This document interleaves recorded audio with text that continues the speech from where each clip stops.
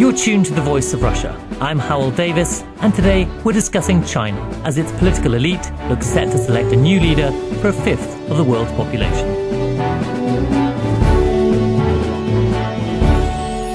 Beijing is a city on high alert, with thousands of police officers deployed and vehicle checkpoints set up across the capital.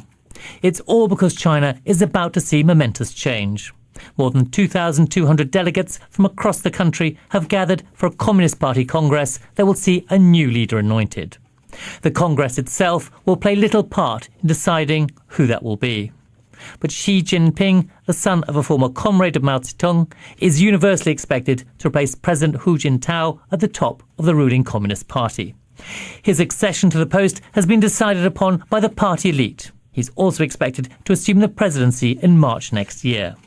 So who is Xi Jinping, and will he take China in a new direction?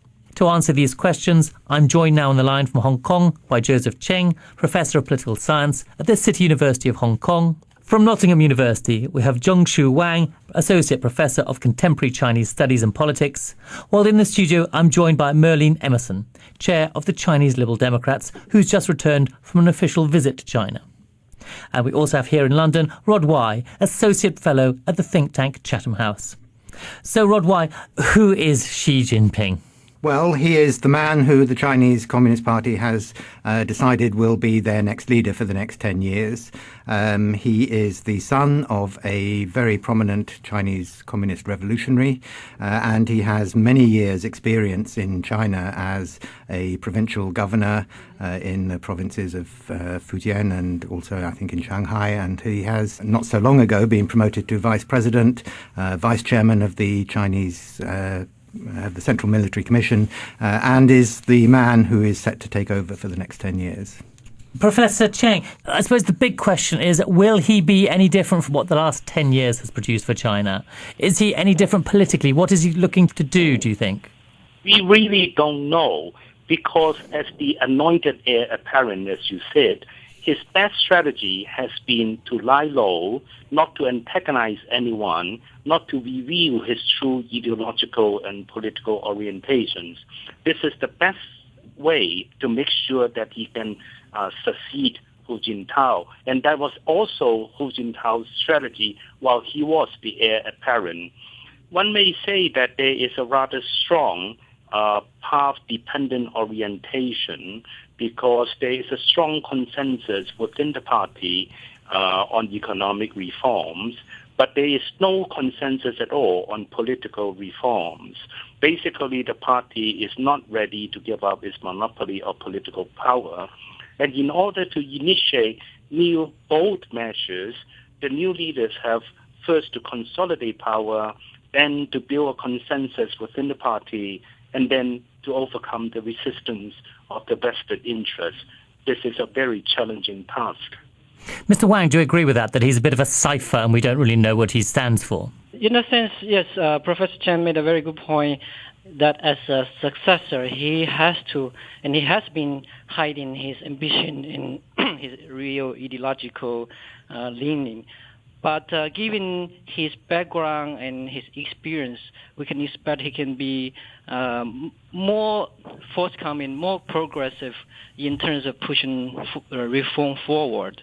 But in terms of reform, we are talking about structural reform to the economy and probably reforms to the some of the government institutions, especially at the local level. But we are not talking about any reform that's aiming to introduce multi-party election in China or a real democratization of China. So in terms of party rule of the country, Xi Jinping is going to continue with the classic or traditional Chinese way. Mr. Emerson, you've just returned from China. Is one of the worries at the moment, and we'll go back to the politics in a second, that the economy is slowing? Did you notice that when you were there? I think we can see the impact of the global downturn affecting China, especially if the European market's not buying as much Chinese goods. But I think in China, they also have this optimism because they know that they can do a lot. For example, having the rural migration into the towns, if they manage that better, there's going to be a lot more labor coming into the market. And they are very much aware of the problems that they face. For example, the widening gap between the rich and the poor. So I think the Chinese government, what they do have on their side is they work almost by consensus. We talk about one leader as if he's going to be the anointed one, the dictator, the one who's going to make all things happen. But they do have a very complex structure. As we know, there are over 2,000 delegates coming together for the 18th, the 18th People's Congress. And then there are going to be over 300 people in the Central Committee. And then the speculation now is, are there going to be 7 or 9 in the Standing Committee? So they will work almost within the committees, and I think they will be very pragmatic. They will not steer too far from what has been mapped out in the last 10 years. But what will be very exciting is once the consolidation of power is there, we may see new shoots, of reform. So, Professor Wang, you seem to hint that there might actually be more reform than we would expect from a Communist Party leader. Yeah, I think, and Professor Cheng also mentioned that there is a consensus in the party that reform has to be pushed forward. And, same things in the leaders' research teams, they have identified areas where reforms are needed. But when you say reform, what do you expect would actually be different on the ground in China in political terms? Politically, not very different, because they will still maintain the party's control of the economy of the state.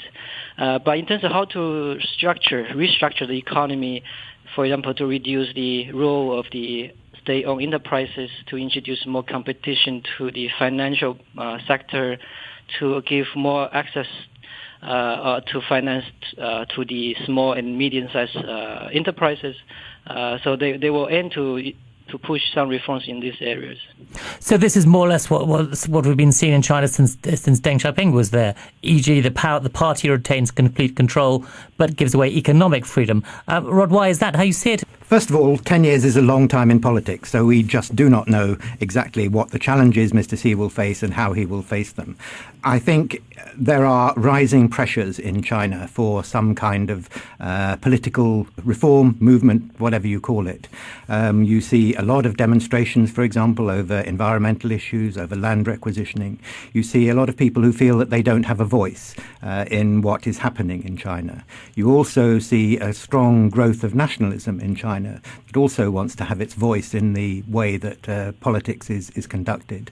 So I think the new leaders will find themselves under pressure as time goes by to respond to these new forces in Chinese society. I totally agree with others that one of the key sort of messages from the Chinese Communist Party is that they always wish to maintain control over the political processes. But they will need to find ways to bring more voices into those political processes. You're tuned to The Voice of Russia. I'm Hywel Davies, and today we're discussing China as it looks set to select a new leader. I'm joined down the line from Hong Kong by Joseph Cheng, Professor of Political Science at the City University of Hong Kong. From Nottingham University, we have Zhengxu Wang, Associate Professor of Contemporary Chinese Studies and Politics. While in the studio, I'm joined by Merlene Emerson, Chair of the Chinese Liberal Democrats. And we also have Rod Wai, Associate Fellow at the think tank Chatham House. Professor Cheng, are we in danger here of perhaps saying this is what the Communist Party will think when actually even the Politburo itself is split into factions? Yes, there is such a danger. The new leadership, for example, will probably be handicapped by the influence of the elders. In this case, there are two sets of elders, one headed by Jiang Zemin, the past leader, the other set headed by Hu Jintao, the outgoing leader. And it may be rather difficult to reach a consensus. And when there is a deadlock, these party elders may choose to exert their influences. But as said before, the pressure for reform is accumulating. As pointed out by various panel members, you have more and more unrest in the society. There is an accumulation of grievances. The party response tends to be more responsive to these needs, and the party's formula appears to be economic growth plus a basic social security net covering the entire population, and this certainly has been a major contribution on the part of Hu Jintao and Jiabao, plus good governance in the absence of democracy. That is to say, the cadre corps has to be more responsive, more accountable, a bit more competition within the party, and there will be more emphasis on peer reviews, public opinion surveys to gauge the performance of the cadres and so on. Is the party becoming increasingly worried by the rise of social media? Certainly so. The mobilization through the internet communications has been demonstrated to be very substantial. The party certainly has adopted all types of measures to control the processes. This is certainly a very important innovation, so to speak, liberating the people, enabling the people to get organized, to get mobilized, and to exert pressure on the authorities. Professor Wang, isn't it significant that you do have this sort of movement of social media and also seems to be an increasing amount of unrest? But we mustn't understate how successful the party has been over the last 10 years. That's correct. I think agree with the comment about the important role social media play in the Chinese life to provide them with a way for expression, and the party is trying to actually manipulate or control the system at the same time. But meanwhile, we also need to be aware those people who do speak on the internet, they are mostly those extreme voices. They are the more of the radical voices instead of the moderate in the mainstream voices. So we recently see some data from China that in terms of people's judgment of local government's performance, they still heavily focusing on issues like housing, like urban development, like income equality. They are less interested in, say, government reform or participation or election. They're still less demanding in terms of the political opening. So the party still have some breathing space if they can still produce more economic growth to bring more equitable distribution of income to the people. Mr. White, I mean, it's significant that the safety net for the health, for example, has spread very widely in China in recent years, beginnings of a welfare state. That's correct. I think when we say the last 10 years, the Hu Jintao and Wen Jiabao leadership has been slow in reform, we are saying they are slow in political reform. But actually, this team has focused mainly on the welfare and especially healthcare and pension system. And it has covered 90% of the Chinese population, which is a big deal. And if you talk to residents in the small towns, in villages, they are relatively speaking, they are very happy, let's say. They are happy with the recent gains in their welfare. I mean, Mr. White, 10 years ago we were reading a lot about how many areas of China were missing out on the benefits of reform. This was one of the sort of key elements of the policies of Hu Jintao and Wen Jiabao, that they were very much about bringing people out of poverty, about spreading welfare, in some sort of standing in some contrast to the previous administration under Jiang Zemin, which had focused very much on development and getting rich quicker. Now the Hu Wen administration wanted to spread the advantages of economic development more widely, and they have been relatively successful in doing so. Has that lessened the pressure for political reform? If people thinking, right, well, we're getting some benefits from this. This has always been the deal that the Chinese Communist Party have offered, that we will bring political stability and we will bring economic and social development. But you, the Chinese people, have to give us political power. And it's a very sort of authoritarian, paternalistic view of how development goes. The Chinese Communist Party knows best. It will tell the people what they should be doing, and they in turn have generally been relatively content with what has happened, because we have seen, as others have said, remarkable developments in China. At the same time, there have been huge disparities in wealth generated. There are real problems, I think, and this is probably where one of the sort of weaknesses is, over accountability. Chinese officials, by and large, are not accountable to the people for their decisions, and some of those decisions affect people in a very deleterious way. And that is why we see the rising social instability. That is why we see these demonstrations. There is no effective way of calling government to account. Professor Cheng, would you agree with that? Because this does sound quite familiar from, say, 10 years ago. People were saying, well, it looks like people want more reform, and political reform, and it didn't actually happen, did it? Well, we have not seen any serious political reforms in the past 10 years or so. The major contribution has been the building of the social security net. I think the Chinese leadership and the coming new leaders still enjoy a window of opportunity in the sense that a vast majority of Chinese people believe that they have been able to improve their living standards rather substantially in the past 30 years and more, and they still expect continuous improvement in living standards in the coming decade, and therefore they certainly seek no revolutions, and they see no alternative to Communist Party rule. It is also significant that in all these riots, demonstrations, and so on, the protesters tend to target against corrupt officials at the local level. They do not go against the central leadership. So there's considerable room for improvement, and there's still a healthy amount of respect and trust in the central leadership. I think the major points of breaking through we should observe will there be more freedom for the mass media? Will there be more tolerance for non-governmental organizations' activities?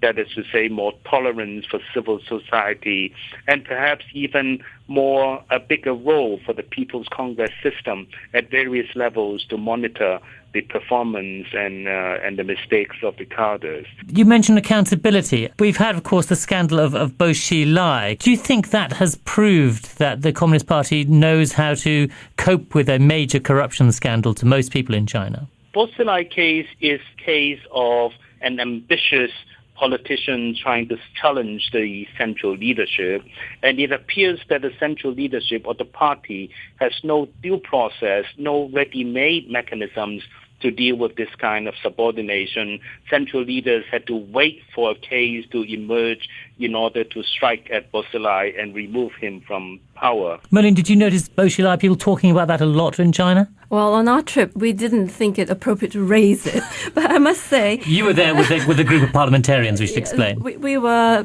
overseas Chinese politicians and came from 8 different countries. What we were showed, which is really the showcase that the Chinese government wanted to show us, we were taken to Sichuan, for example, to see how amazing the rebuilding was of those devastated villages, the uniting and coming together of the Chinese spirit of working together. And I think the rest of the world was very much touched. But this is part of the propaganda effort, surely, of course. Of course, but I think you can't deny that they have succeeded on that score with 10 years But sorry, ahead isn't the of them. Sichuan earthquake a classic example of how government doesn't work? In the schools are all badly, shoddily built, so they all fall down and kill lots of people, and then the media can't report it. It's covered up. But what I'm saying, and I'm not being an apologist for the Chinese government, but what I'm saying is there are good points to having a strong government as well as, of course, the weaknesses. And when we say it's not time for political experimentation, then my question is, if not now, when? It's been 100 years since the 1911 revolution and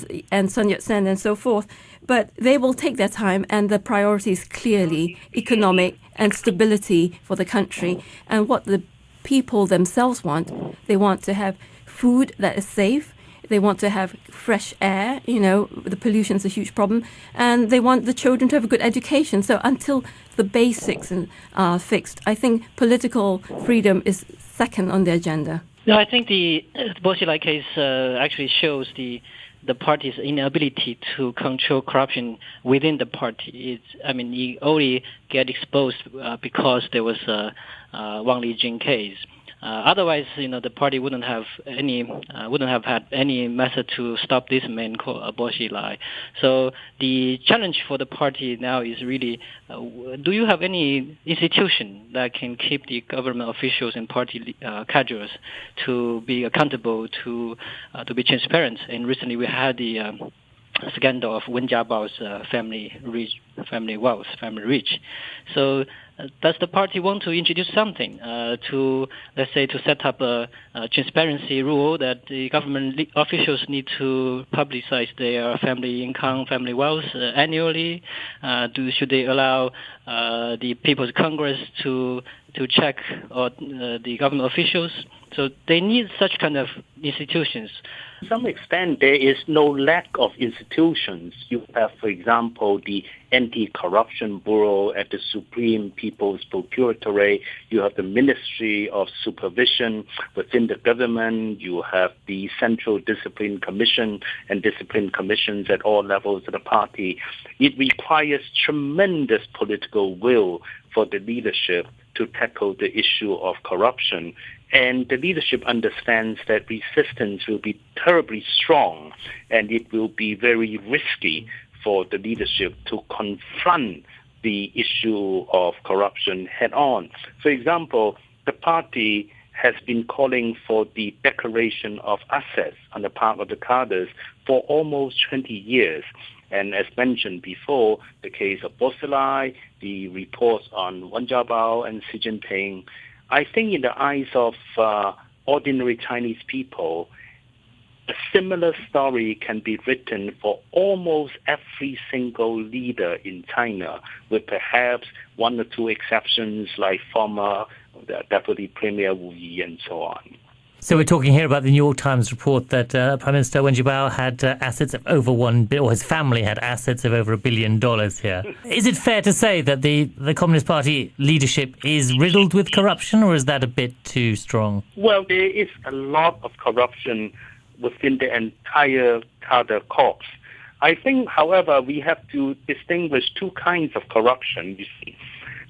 The corruption in China allows competition and allows the economic system to function. That was a bit like the corruption in Hong Kong in the 50s and 60s before the establishment of our Independent Commission Against Corruption. Hong Kong also enjoyed considerable economic growth in the 1950s and 60s and early 70s as well.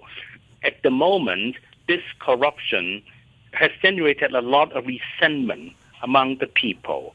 But fortunately, with substantial economic growth, this resentment can be contained. I think Chinese leaders understand very well that the recipe for unrest would be corruption, abuse of power, plus the economic decline. You're tuned to The Voice of Russia. I'm Hywel Davies, and today we're discussing China as it looks set to select a new leader. I'm joined down the line from Hong Kong by Joseph Cheng, Professor of Political Science at the City University of Hong Kong. From Nottingham University, we have Zhengxu Wang, Associate Professor of Contemporary Chinese Studies and Politics, while in the studio I'm joined by Merlene Emerson, Chair of the Chinese Liberal Democrats, and we also have Rod Wai, Associate Fellow at the think tank Chatham House. Rod, why do you think we'll see a change in foreign policy in the next 10 years? We have seen huge changes in Chinese foreign policy over the last 10 years and huge evolutions in Chinese foreign policy as China becomes much more part of the global system. But do you think Xi Jinping will continue this path? I think he has no choice but to. China becomes more involved in the world. Chinese foreign policy will have to become more important for China's leaders. And I think it's one of the sort of key things that we need to look at in the next few years is how much attention Chinese leaders do actually pay to foreign policy, because the decisions that China makes, both in its domestic policy and in its foreign policy, will have huge repercussions for the rest of the world. And this is an area, I think, that needs to be, in Chinese parlance, grasped more firmly. Do you think we're going to see a more assertive China, or is that too simplistic? I mean, we have had this spat with Japan recently. We have a China much more conscious of its interests, with much wider interests, prepared to defend its interests and promote its interests.